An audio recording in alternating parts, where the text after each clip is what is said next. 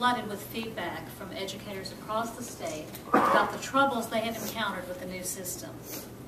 As a result, we began a formal process to gather responses from teachers and administrators through TEA-sponsored regional meetings, online surveys, email and face-to-face communications among TEA staff, leaders, teachers, and administrators.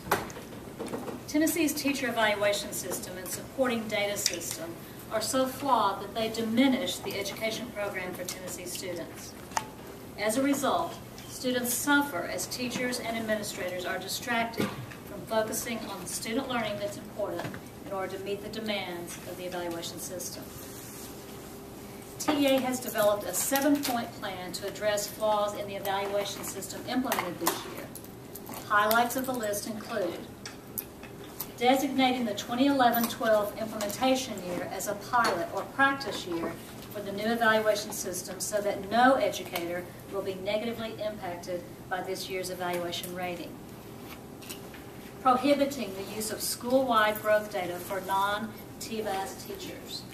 Rather, where TVAS data does not exist, student growth should be determined by criterion referenced, pre- and post-tests where appropriate, and other comparable assessments. Providing that teachers who achieve an evaluation rating of meets expectations, which is a 3 on the 5-point scale, shall be eligible for tenure. And streamlining and strengthening the observation process. For the list of full recommendations, there's more information available in the packets that we've provided. We've heard time and time again that the current system forces principals to focus full-time on teacher evaluation at the expense of running an effective school. Based on all these things we've learned during the first year of implementation, the evaluation system must be fine-tuned for the sake of our students, our schools, our teachers, and our administrators. While I'm pleased that Governor Haslam recognizes the need for review of the evaluation system, teachers and administrators need relief from this flawed system sooner rather than later.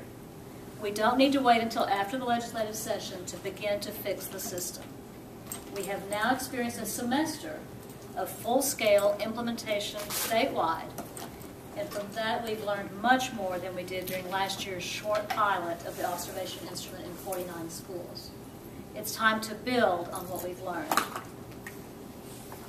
Sometimes it's important to go slow with a new program in order to ensure that they are implemented very well from the beginning so they survive in the long term.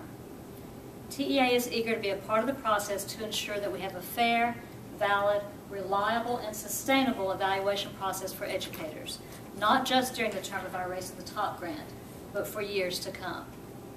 It's our hope that these evaluation recommendations, along with a coordinated effort among legislators, the Department of Education, the State Board of Education, SCORE, and other stakeholders as well as TEA, will begin to move us immediately toward a fairer, sustainable evaluation model for Tennessee.